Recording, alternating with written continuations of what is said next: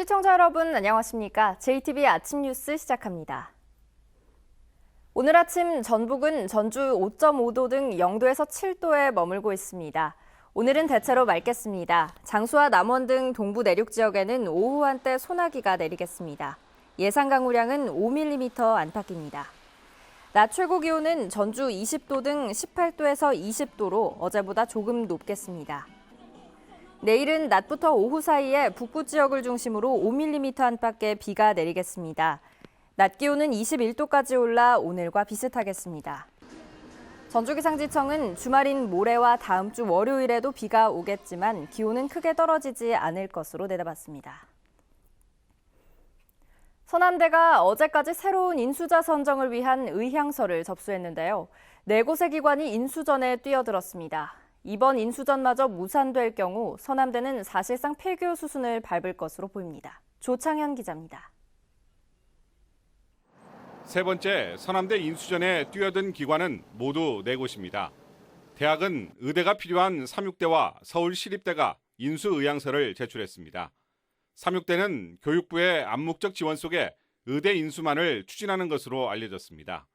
서울시립대는 공립대와 사립대 통합이라는 명분 속에 적극적인 인수 의사를 밝히고 있습니다.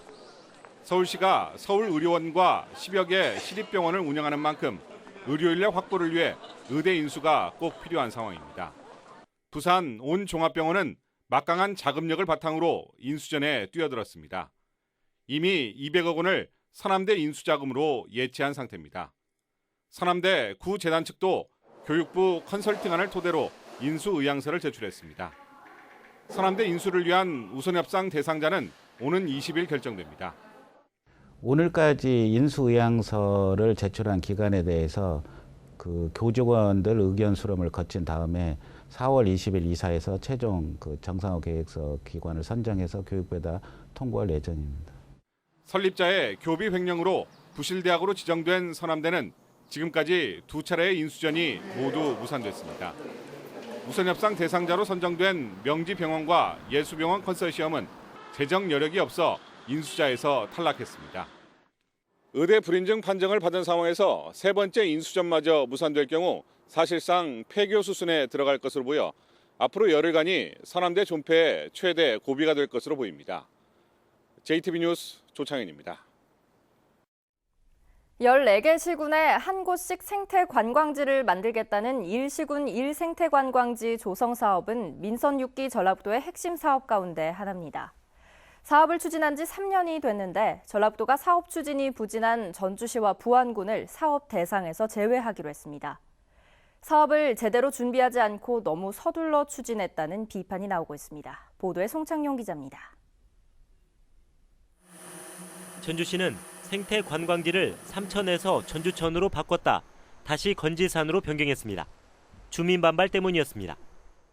전주시는 토지주와 어떠한 의견 수렴을 거치지 않은 것은 행정 절차적 명백한 하자입니다. 부안군은 사업 취지에 맞지 않다는 전라북도의 지적에 따라 생태관광지를 부안읍 수생정원에서 줄포 생태공원으로 바꿨습니다. 전라북도가 전주시와 부안군을 1시군 1생태관광지 조성사업 대상에서 제외하기로 최종 결정했습니다. 사업 추진이 부진하다는 것입니다. 나머지 시군에서도 진안과 정읍, 무주, 순창, 익산, 김제 등 6개 시군을 조정, 보완 대상으로 지정하고 사업비를 대폭 삭감했습니다. 올해 상반기 안에 보완이 제대로 이뤄지지 않으면 사업 대상에서 추가로 제외하기로 했습니다. 이번 결정에 대해 일부 시군에서는 황당하다는 반응을 보였습니다. 저희가 볼 때는 저희보다도 다른 시군이 추진이 안 되는데 훨씬 더 많거든요, 지금. 이 때문에 전라북도가 1시군 1생태관광지 조성 사업을 체계적으로 준비하지 않았고 시군과 제대로 협의하지 않고 추진했다는 비판이 나오고 있습니다.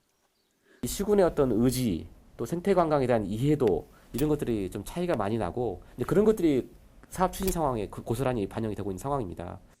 전라북도는 사업 명칭을 생태관광지 육성 사업으로 바꾸고 예정대로 2024년까지 추진하기로 했지만 일부 시군에서의 예산 낭비는 불가피해졌습니다. JTBC 뉴스 송창용입니다. 면사무소에 가려면 수십 킬로미터를 돌아가야 하는 마을 주민들이 있습니다. 댐 건설로 마을이 두 동강 나고 길마저 끊긴 섬진강댐 주변 마을 이야기인데요. 댐 순환도로 개설이 필요하지만 막대한 예산에 발목이 잡혀 주민들만 불편을 겪고 있습니다. 하원호 기자입니다. 옥정호를 끼고 있는 임실의 한 농촌 마을. 2차선 도로가 뚝 끊기더니 비좁은 마을길로 접어듭니다. 시멘트 포장도 안 된 흙길도 있습니다. 1965년 섬진강댐이 생기면서 강진면과 운안면 일대는 물길에 막혀 마을이 두 동강 나고 농경지가 끊긴 곳이 많습니다. 댐 순환도로가 없어 주민들이 겪는 불편은 이만저만이 아닙니다. 면사무소 업무를 보기 위해서 30km 정도를 돌아서 와야 되는 불편함이 있고요. 또 바로 길 건너에 있는 농지를 300m 거리에 있는 농지를 30분 이상 돌아서 가야. 임실군은 옥정호 주변 15.8km 구간에 도로 개설을 요구하고 있습니다. 이 가운데 109 5.8km 구간은 순차적으로 도로가 개설될 예정이지만 나머지 10km 구간이 문제입니다. 480억 원에 이르는 도로 개설 비용 때문입니다.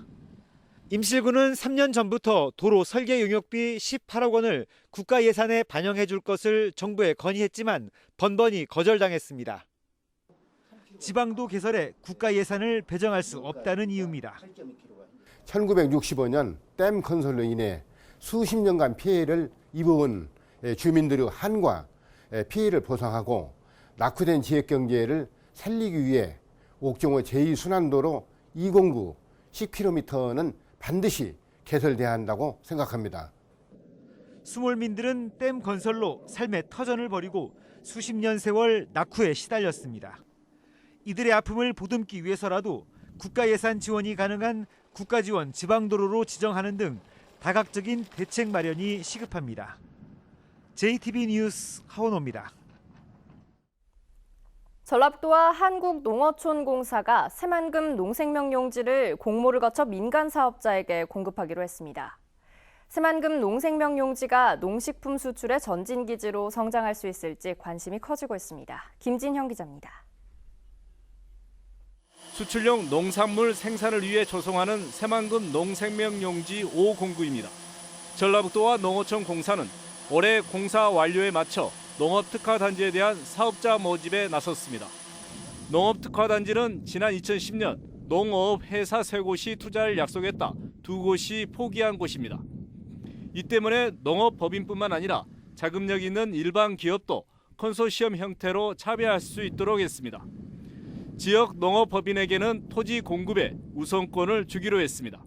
7월 3일에서 7월 6일까지 공모 접수를 받을 계획입니다. 따라서 도내의 모든 농업법인이 참여할 수 있으니까 우리 도내에서 많은 농민들이 이번 공모에 참여해 주셨으면 합니다. 민간 사업자는 오는 8월에 선정합니다. 농어촌 공사는 사업자 유치의 걸림돌로 지적된 전기와 통신, 상수도 등 기반 시설을 차질 없이 갖출 예정입니다. 전력, 그다음에 상할소와 같은 공급 처리 시설은 현재 계획 수립이 완료되어 있는 상태고요. 수요자가 필요한 시기에 맞춰서 적시에 공급될 수 있도록 시설을 설치 완료할 계획입니다.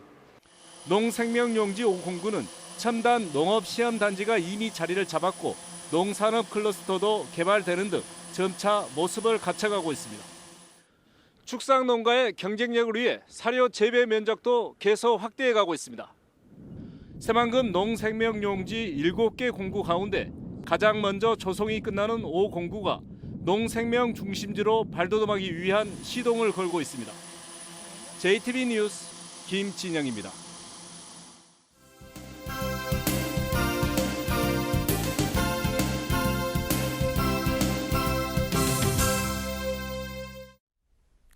대선 기획, 전북 발전의 밑그림을 생각하는 순서입니다.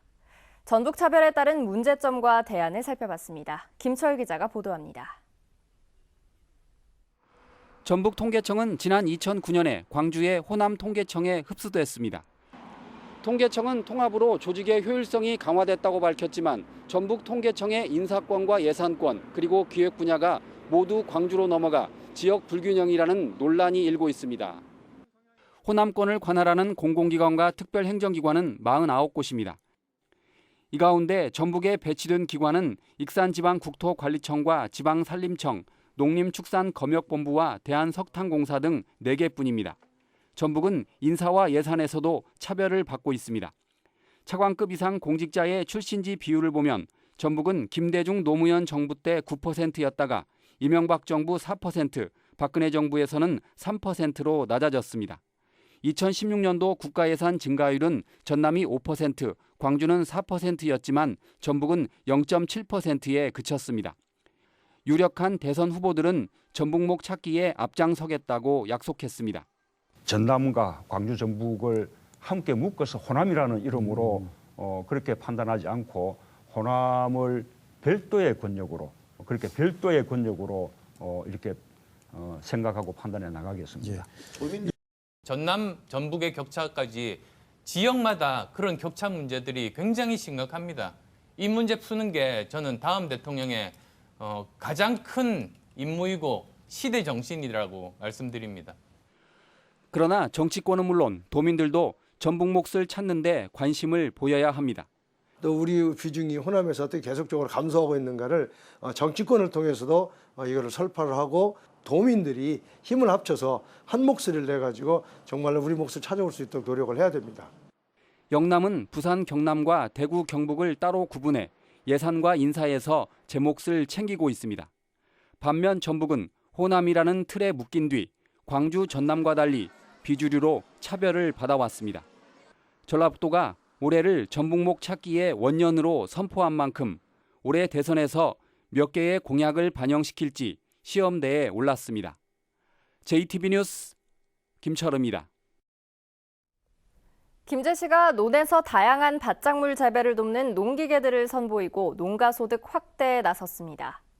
남원시가 다음 달부터 농촌 일손 돕기 추진단을 운영합니다. 주혜인 기자의 보도입니다. 비닐을 씌운 고랑을 따라 농기계가 움직이자 자동으로 구멍을 뚫은 뒤 콩을 심습니다. 고구마 이식기와 감자 파종기 등 농기계 종류도 다양합니다. 이 같은 농기계를 이용해 논에서 밭작물을 재배하면 농가 소득을 올리는 데 큰 도움이 기대됩니다. 기계화를 전제로 해서 밭작물 쪽으로 좀 신경을 쓰시면 소득도 올리면서 또 쌀 과잉 때문에 여러분들이 지금 뭐 농업인들뿐만 아니고 정부도 어려움을 겪고 있잖아요. 과잉 문제도 해소해서 남원시가 다음 달부터 2달 동안 농촌 일손 돕기 추진단을 운영합니다. 남원시는 시청과 읍면동, 농협에 추진단을 설치하고 농가의 신청을 받아 일손을 지원할 예정입니다. 일손이 필요한 농가에서 지원 요청이 오면 우리 시청 공무원과 유관기관이 연합해서 일손 돕기를 전개해서 농가에 도움을 주도록 하겠습니다. 중앙부처와 전국 자치단체 공무원을 대상으로 진안고원 힐링 아카데미가 열렸습니다. 이번 아카데미에서는 2박 3일 동안 마이산 트레킹과 홍삼 스파 체험 등 다양한 프로그램이 진행됐습니다. 무주농악보존회 창립총회가 최북미술관에서 열렸습니다. 무주농악보존회는 무주농악 기록화 사업을 토대로 무주농악의 뿌리를 찾아 체계적으로 전승할 예정입니다. JTB 뉴스 주혜인입니다. 어제 치러진 보궐선거에서 도의원은 국민의당에, 완주군 의원은 무소속에 돌아갔습니다. 전주시 서신동 도의원 보궐선거에서는 국민의당 최명철 후보가 57%를 얻어 43%에 그친 무소속 김희재 후보를 제치고 당선의 영예를 안았습니다. 완주군 라선거구 군의원 보궐선거에서는 1위와 2위의 표차가 26표에 불과했습니다. 당선자인 무소속 임귀현 후보는 29.9%를 얻었는데 2위 민주당 김정환 후보보다 26표가, 3위 국민의당 김희조 후보보다는 32표가 많아 손에 땀이 나는 승부를 펼쳤습니다. 사전투표를 더한 투표율은 전주시 서신동이 18.6%, 완주군 라선거구가 57.5%로 집계됐습니다. 완주군 군의원 보궐선거 사전투표에 유권자들이 불법 동원됐다는 신고가 접수돼 선거관리위원회가 조사에 나섰습니다. 완주군 선거관리위원회는 42 재보궐선거 사전투표일인 지난 8일 완주군 라선거구에서 한 후보 측 자원봉사자가 주민들을 승합차에 태워 사전투표소로 나르는 것을 봤다는 신고가 접수돼 조사 중이라고 밝혔습니다. 후보 측이 유권자에게 투표소까지 교통 편의를 제공하면 선거법 위반입니다.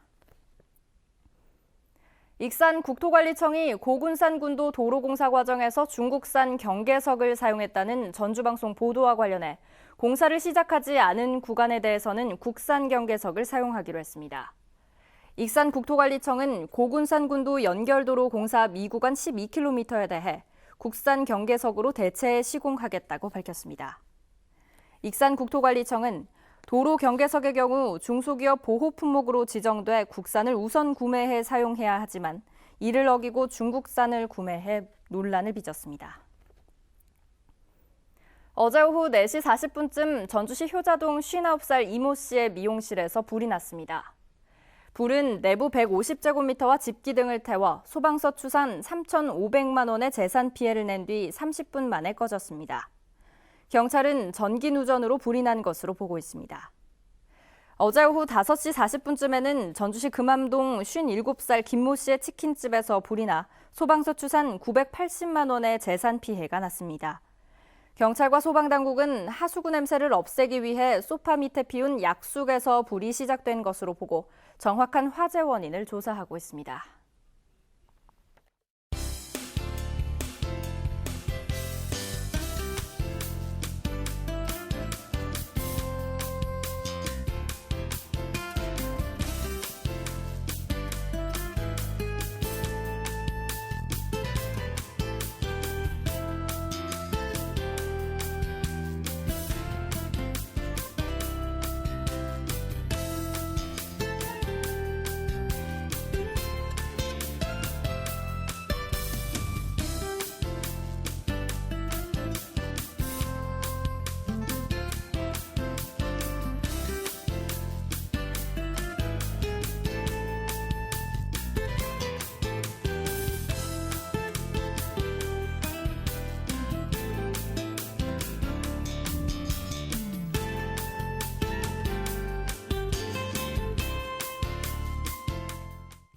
JTBC 아침 뉴스를 마칩니다. 시청해주신 여러분 고맙습니다.